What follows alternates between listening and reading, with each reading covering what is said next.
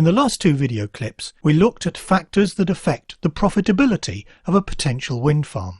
Having made the decision to go ahead with a new project, it is David Fallon's job to make sure that the design is up to the task. In this video clip, he looks at the wind loading on an offshore substation. The offshore substation is required in larger offshore wind farms. All the cables that connect all the turbines come into the offshore substation, and the voltages then get jacked up before the electricity is transported back onto shore via the export cables. We're designing it to stay in the North Sea for a very long time, and it needs to be able to withstand all the elements that are going to be thrown at it. So if a hurricane were to hit the platform, we obviously don't want it to fall over. So we've taken the wind speed and we've got an equation from an engineering standard to figure out what the force will be on the platform itself, so that we can design it accordingly. This model is showing the main structural members of the platform. What it doesn't show on this is the equipment that sits within the structure. So if you can imagine the top and the middle deck as if they're solid blocks, that's what we're calculating. The structure below it is called a jacket. It sits on the seabed. That's held in place by huge piles which were driven 80 metres into the seabed.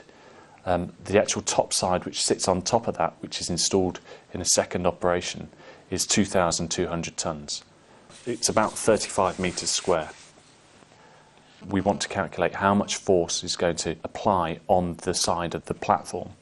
If I go through the equation, the wind drag force on an object equals density of air divided by 2 times the wind speed squared times a shape coefficient, which determines what actual shape it is, whether it be a beam, like a cylindrical beam, or actually a flat wall in this case, times by the area of the object.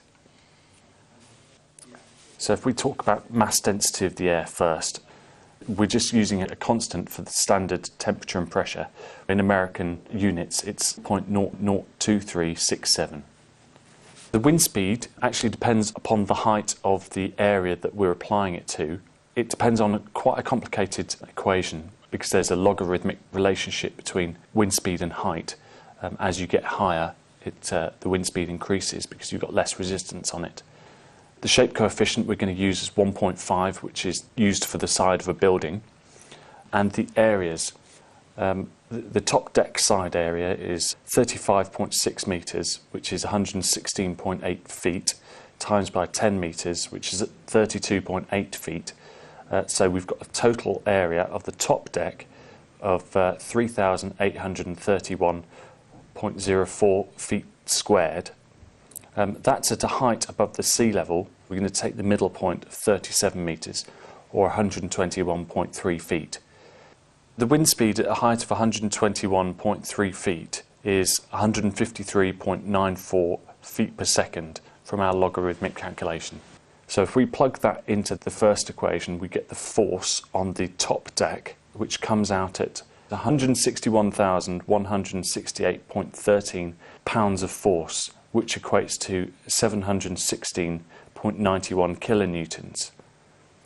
If we then take the middle deck, that's 35.6 metres by 6 metres, and we convert that into feet, that's 116.8 feet by 19.7 feet, which equals 2,300.96 feet squared.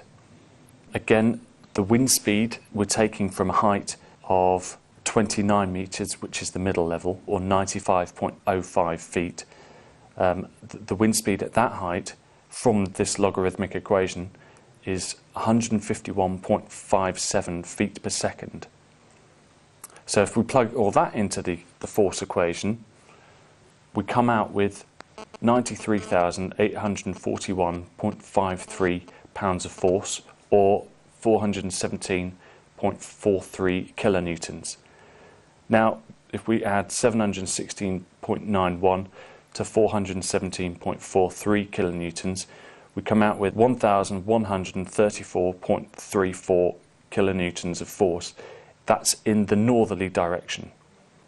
The 1,134.34 kilonewtons is equivalent to the weight of 100 small cars. We'll then use the force to size the beams appropriately in the structure so that it can withstand that force, and obviously not the beams won't bend, the whole structure won't fall into the sea, and hopefully it'll last for our 43-year design life.